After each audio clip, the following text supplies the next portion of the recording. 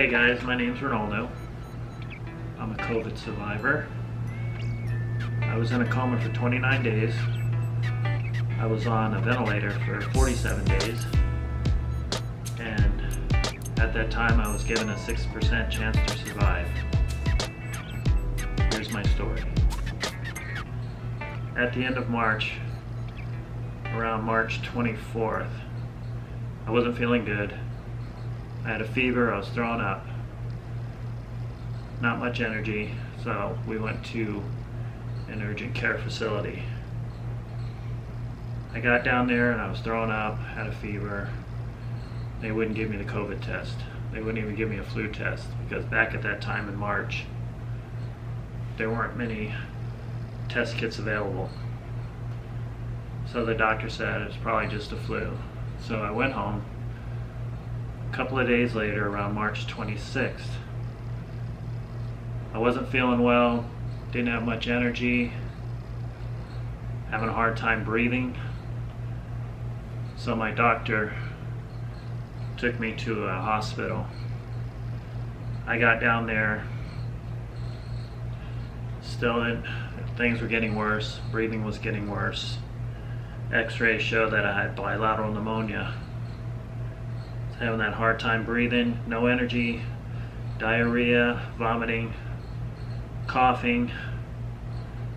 I just felt terrible. So they put me on oxygen, and 2 days later I found myself being induced and put on a ventilator, induced into a coma. During that time, about March 27th, I was doing 4.5 liters of oxygen, and by that evening, about 8 o'clock, I was in 8.0% or liters of oxygen. The next morning, they did a CPAP, and things were getting worse, and they were getting worse quickly. They tried hydroxychloroquine the next day, and some other things they were testing on me, because at that time it was so new that they weren't quite sure what to do. They were getting a lot of cases because the CDC had said to wear a mask if you weren't feeling well. Not like it is now where they want everyone to wear a mask. So March 29th, my COVID test came back positive, because at that time it took a little while for the test to come back. It was just so new. The next day, they had me on a central line IV, and they were preparing a proning machine. Proning machine is something they put you in, strap you in, turns you over, takes the pressure off your lungs and your heart, enables you to possibly breathe a little better, and at the same time it rocks you. So I was on my stomach. I think it was every 4 hours it would rotate you. I was given a high dose of vitamin C. So April 1st they gave me some fentanyl for the pain, and my white blood cell count was 18.5, and the normal's between 5 and 10. On April 7th they stopped the proning bed, and they woke me up to see if I had any brain response, and I did pass some of the tests, and they put me back under because my heart rate increased substantially and my breathing was abnormal. So at that point they decided it was probably better for me to be in the coma still. So other things that happened at this time, I had some blood transfusions, and my lungs had collapsed on April 13th. So I had a chest tube inserted, and my white blood cell count was 42 the next day, so I had another blood transfusion. About April 18th, they decided to turn me over in the proning bed and see if I could breathe on my own for 30 seconds. That didn't go so well, so they decided once again to put me back into the induced coma because my body wasn't prepared yet. A couple days later, my COVID test came back negative, and on April 23rd they woke me up. They asked me some of their questions again, but my vitals spiked. So I was put back with the ventilator on its highest setting. On April 28th, they gave me a tracheotomy. Well, I'm sorry. On April 24th, I woke up out of the induced coma. Within about 9 minutes, I was looking at the nurse. She had her back to me, and she said she had felt someone looking at her, and she turned around and she couldn't believe I had woken up that fast.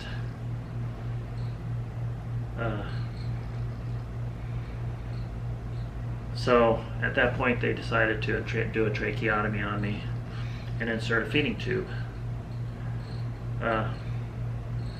Couldn't move or anything, but I could move my eyes and my fingers a little bit. So on May 4th they decided to transfer me to another hospital where they specialize in weaning you off the ventilator. I was there. I actually was doing pretty good, moving along the steps that it would take you to get off the ventilator. To their surprise, how quickly I did that. And they decided to see how I would take eating again.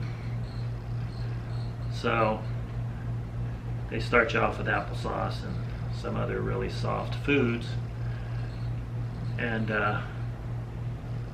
you slowly make your way up to eating soft, solid foods. And then they capped my tracheotomy tube so I could speak.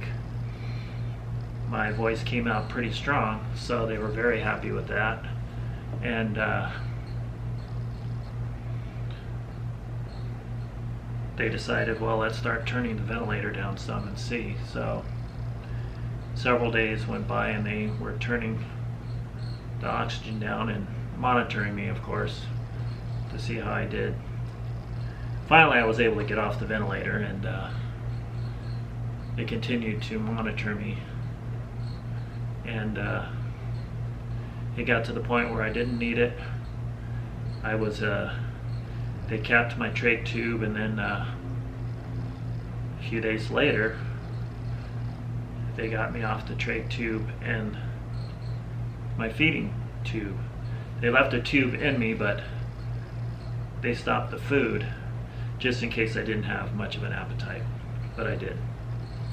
So I had a little physical therapy to try to help me to get me to sit up in my bed. Wasn't easy, but worked at it, and I got to the point where I was ready to go to a rehab because I had to learn to walk again. So got to the rehab, and in the back of my mind it was that uncertain feeling that, am I ever going to walk again?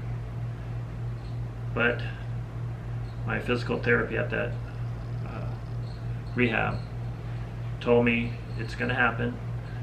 Your body has muscle memory. And so I just believed them, and I went down there and started trying to strengthen, because I had lost 40 pounds in the course of this.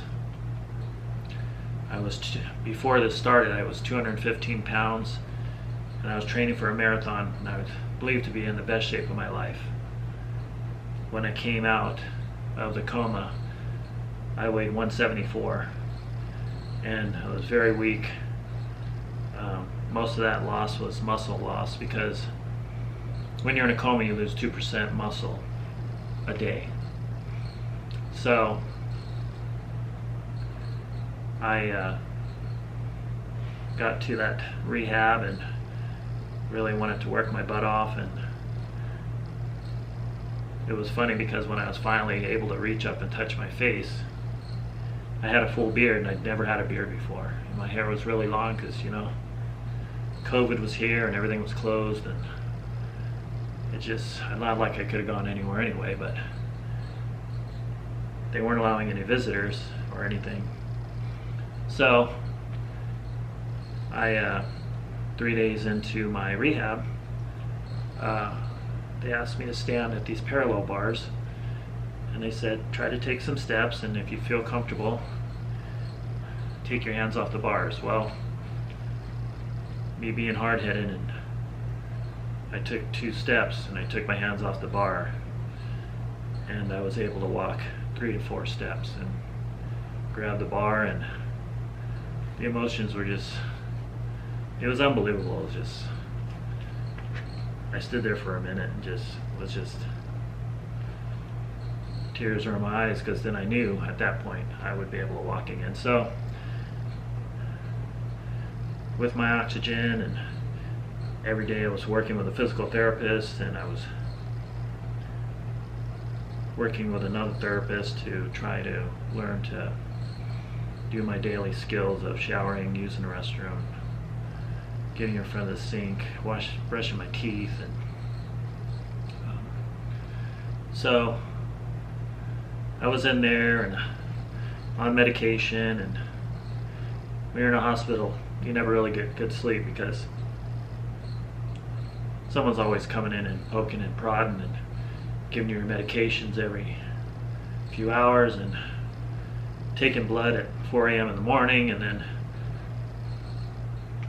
you're up and you think you're back to sleep at 4:35, and breakfast comes at 7:30, and then rehab, and I was having 2 sessions of rehab every day for an hour and a half each.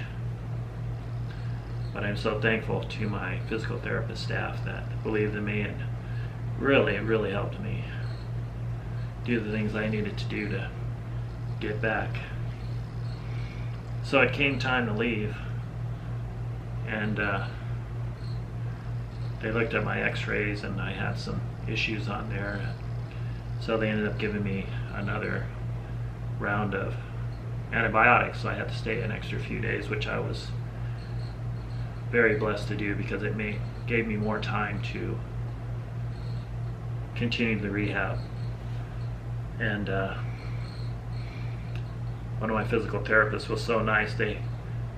At this time, they had usually done home checks, but because of COVID, they didn't want people going, but she said that she would be willing to go. So we got into the van and went to my house, which was across town, and she put all her gear on and mask and everything, and went in and checked out the house. And I hadn't been home for 2.5 months, so it was awesome to be there to see my wife and kids, and because before that I could only see them through the window. We weren't taking any visitors, and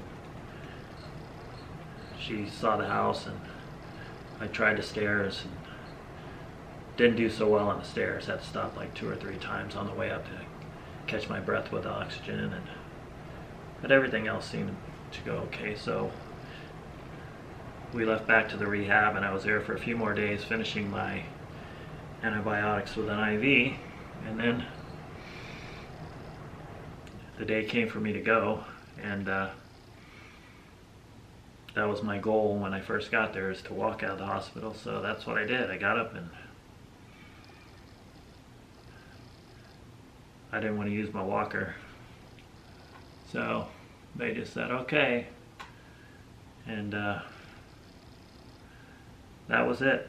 Had my family come pick me up, and now I'm home, still on oxygen, mostly if I leave the house or if I'm talking a lot on the phone. Or then I have an oxygen machine that I use at night because they want me to get as much oxygen as possible. My lungs are still messed up, and I've got blood clots in my legs, and my eyesight was messed up from the virus, so I've got to get full-time glasses, taking blood thinners every day to keep the blood clots from going up into my lungs, and I take various other medications. But if I had known at the time to wear a mask all the time, I truly believe that it would have cut way down on my chances of getting COVID. And I still don't know how I got it, but I do know that when I had it and I was in the coma, they had only given me a 6% chance to live, so I'm feeling very blessed to have gotten here to make this vlog.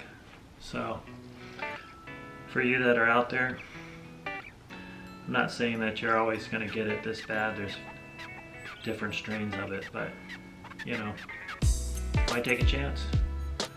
Wear the mask, wash your hands. Small price to pay to keep the lifestyle that you have now.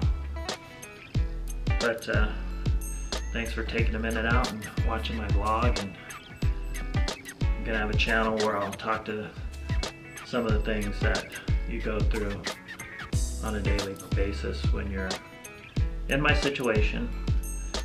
And just be safe, and God bless.